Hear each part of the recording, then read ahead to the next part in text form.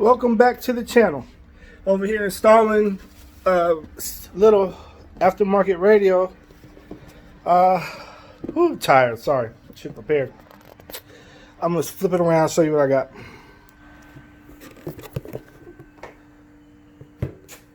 Went to Best Buy, got this JVC. Has a lot of good features on it.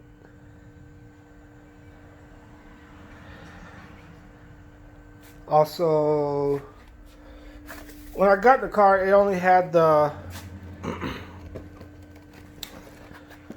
factory radio tape player, and I disconnected the battery, and of course that security code came up. So that's why I got the the media player, and I had one speaker. So now I got two sets of 6.5s. These are some pretty good. They're 50 watts RMS and 300 peak. I got them hooked up straight to the stereo. The stereo, actually, I think these are 30 watts RMS, 300 watts peak. I'll probably never hit that, of course not. But if I ever get an amp, I'm good to go. Got them in the doors already. Nothing to show you there. This is what it takes to install back speakers. You gotta take the side panels out, which are over here, and the seats are out. This is a perfect time to do some house cleaning. And there's the speaker right here.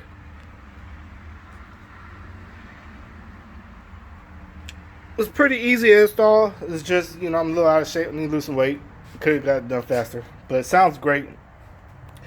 No reason to do a sound on the phone because it's not going to sound the same in person. So just, it's crystal clear.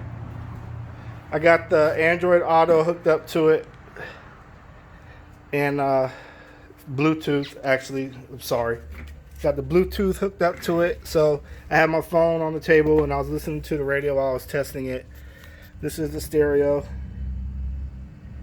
I'm still doing the install. Just want to give y'all an update. Alright, have a good day.